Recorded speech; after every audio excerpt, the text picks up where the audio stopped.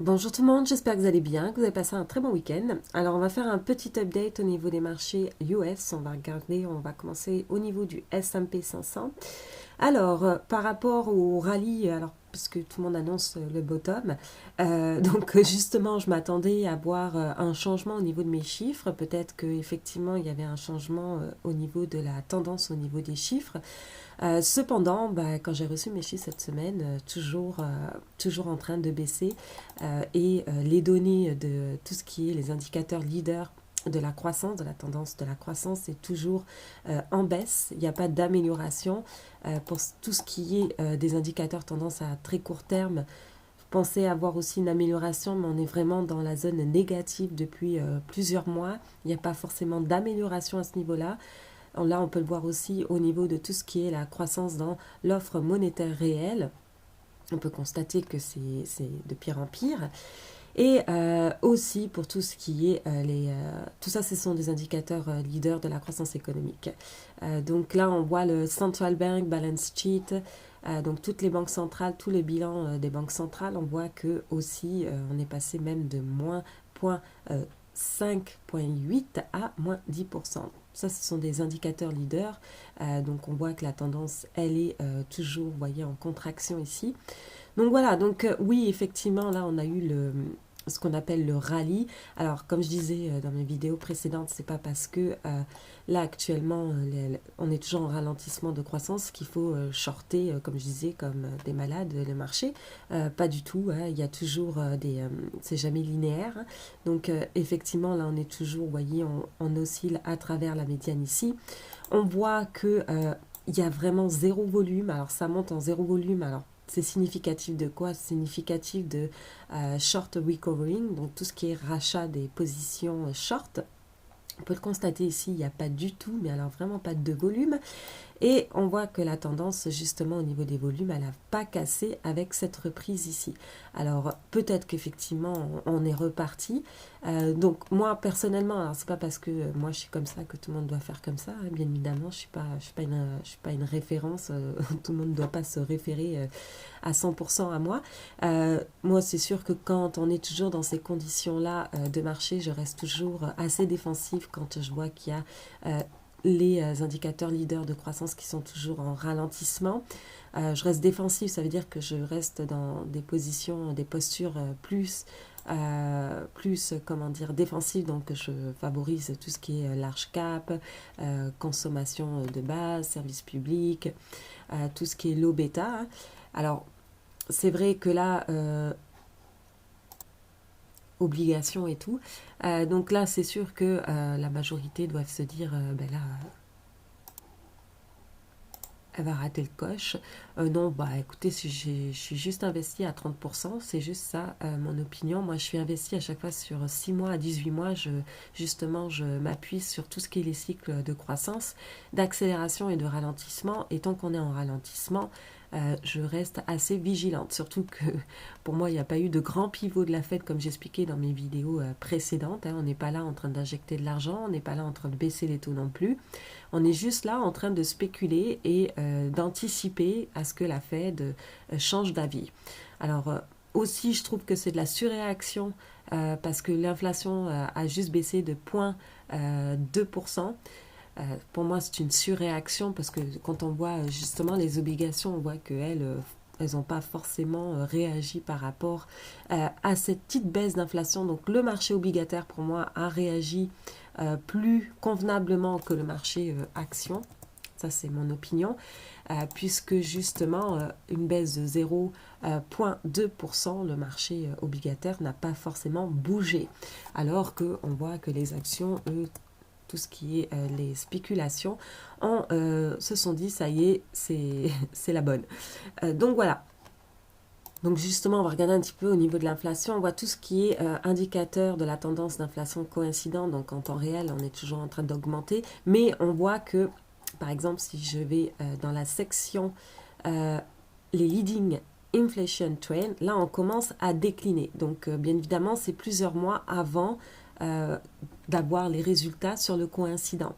Donc là, oui, effectivement, on a baissé de 0,2%. Sauf que l'inflation reste assez ticky pour la simple et bonne raison qu'une bonne partie de la composante de l'inflation, ce sont les loyers et que les loyers représentent plus de environ 25% justement des composantes et qu'elles restent quand même très élevées et que généralement ça baisse pendant une récession. Donc c'est pour ça. Et le fait que, bien évidemment, le marché monte comme ça, comment dire, que l'inflation reste sticky, c'est pas forcément, ça va pas annoncer forcément un pivot de la Fed. Hein. Les pivots de la Fed, c'est vraiment quand on a plus de drama. Donc là, pour l'instant, il n'y a pas forcément de drama. L'inflation reste toujours sticky, donc élevée. Les marchés reprennent, les small caps, les mémés, les AMC, les GME, tout reprend dans les liquidités et ça ne va pas forcément encourager la Fed de changer son pivot à court terme. Alors comme j'expliquais, moi je regarde sur 6 mois à 18 mois, donc pour l'instant c'est sûr que pour l'instant je ne bouge pas. Donc oui, il y a des trades à prendre à court terme, hein, mais voilà, après il y a ceux qui tradent à court terme, ça j'ai aucun souci avec ça. Mais pour l'instant je reste assez vigilante sur mon point de vue à ce niveau-là.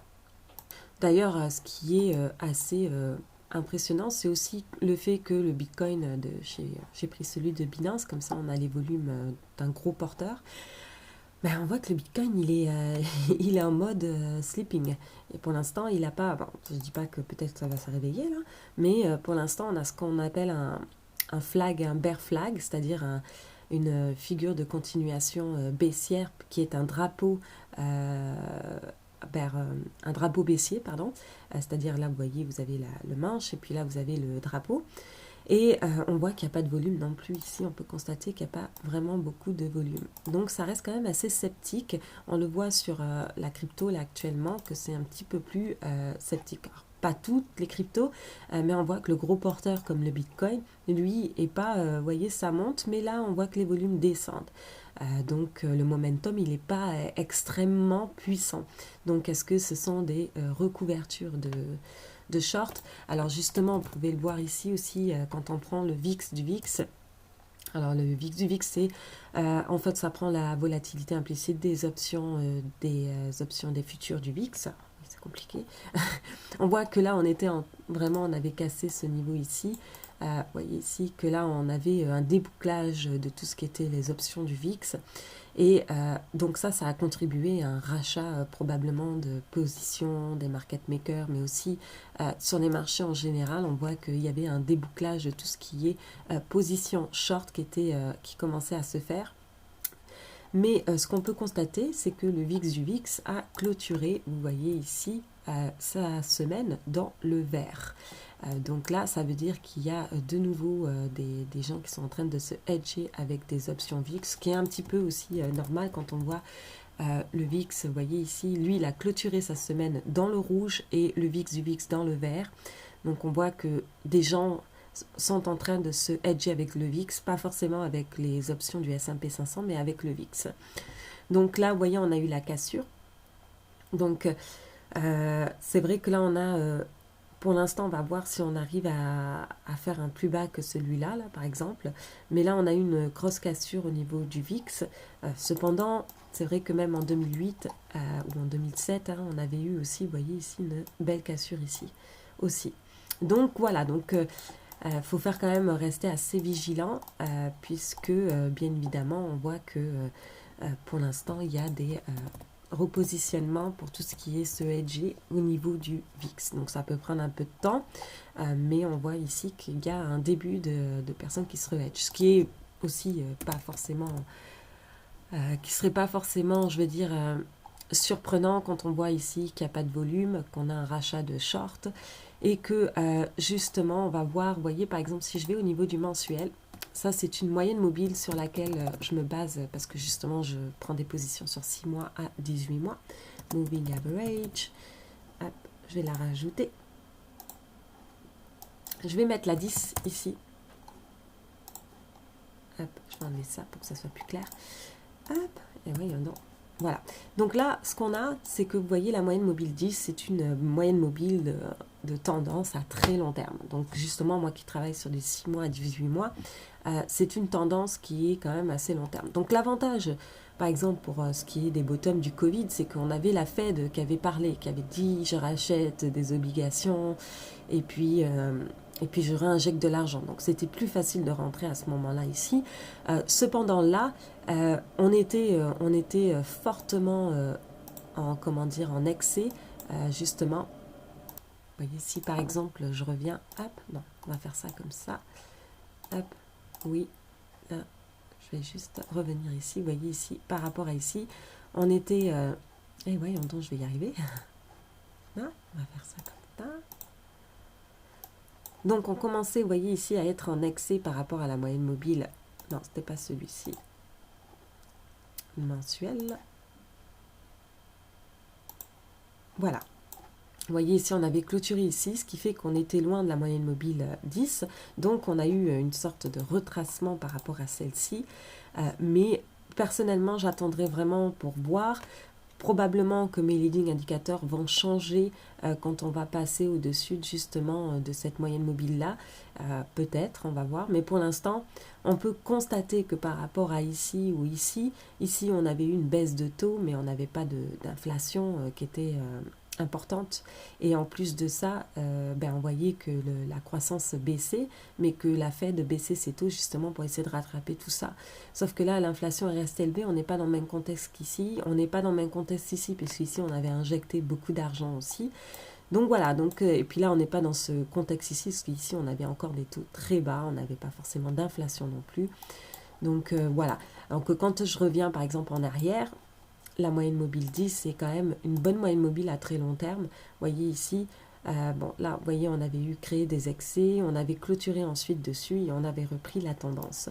Il en était de même, vous voyez, en 2003, on avait clôturé au-dessus et repris la tendance.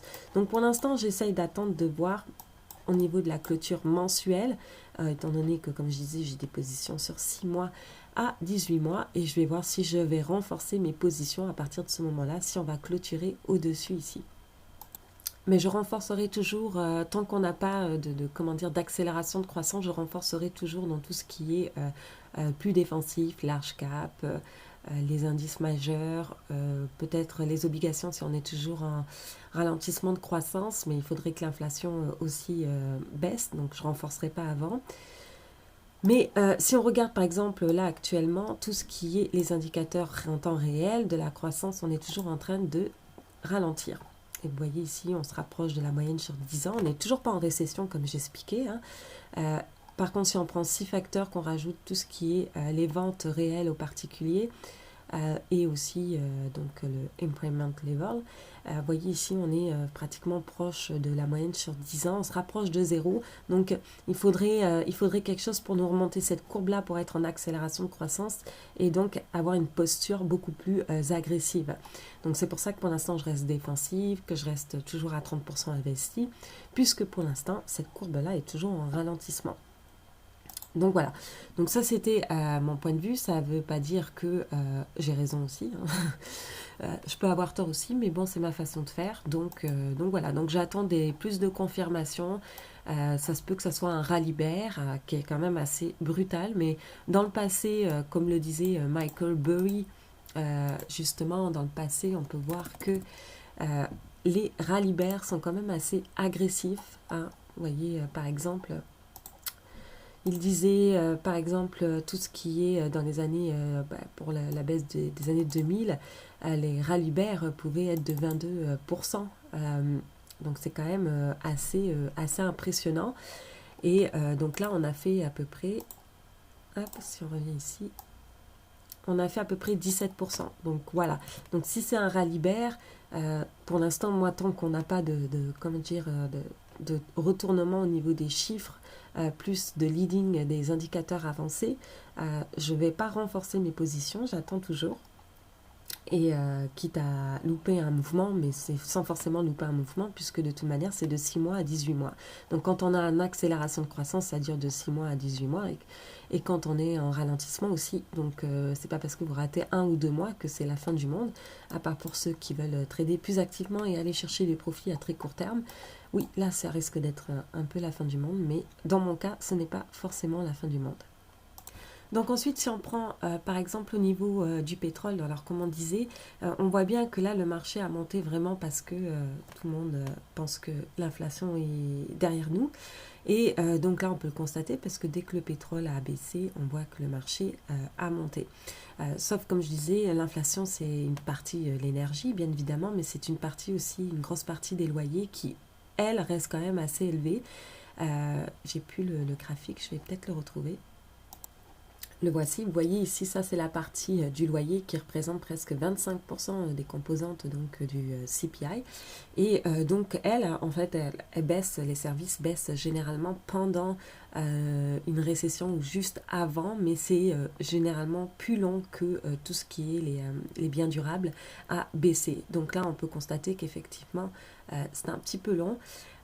Et que ben, lui, le pétrole, il a déjà baissé à ce niveau-là, mais que si ça maintient, ben, ça va maintenir le taux d'inflation élevé, et comme la Fed se base sur des lagging, hein, des indicateurs souvent en retard, ben, même si on a le pétrole qui baisse, ça se peut qu'elle reste restrictive tant que l'inflation reste sticky à cause des loyers. Donc ça, on est vraiment genre dans un autre phénomène, mais là on voit justement que la baisse du pétrole confirme un petit peu en quelque sorte, vous voyez la baisse de ici, tout ce qui est ralentissement de croissance.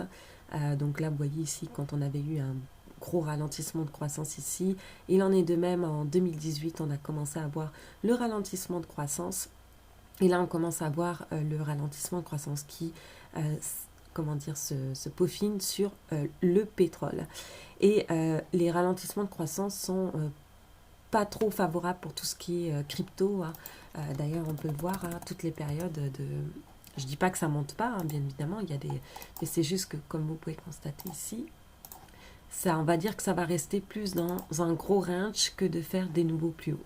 Donc voilà, donc oui, on peut aller chercher les bas, les supports, bien évidemment, ça n'empêche pas là. Mais vous voyez, ralentissement de croissance ici, gros range, ralentissement de croissance, gros range. Et le ralentissement de croissance aussi qui a commencé vers 2014, voilà, gros range. Donc voilà, donc ça, c'est pas forcément ce qui est toujours mieux pour la crypto, mais voilà, après, voilà, c'est une période à passer.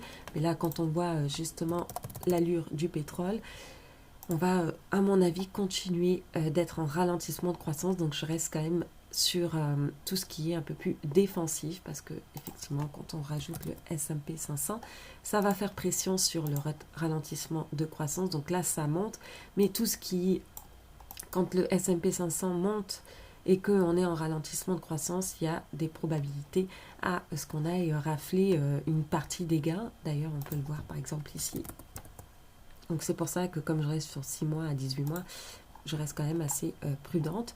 Mais vous voyez ici, par exemple, on était à partir de 2018, on a commencé à ralentir. Puis là, tout ça, ça a été raflé ici avec le Covid. Ici, vous voyez ici qu'on a commencé à ralentir. Puis donc du coup, on raflait aussi tous les gains. Et ici aussi, en 2008, on a eu vraiment un ralentissement de croissance vers 2006, il me semble 2005-2006, vous voyez, à partir de tout ça ici, et on a raflé aussi tous les gains. Donc voilà, donc quand on a un ralentissement de croissance, ça peut aussi rafler une partie des gains, donc il faut quand même rester assez vigilant à ce niveau-là. Donc voilà, c'est tout pour aujourd'hui. Si vous avez aimé la vidéo, n'hésitez pas à mettre un pouce, et nous on se retrouve une prochaine fois.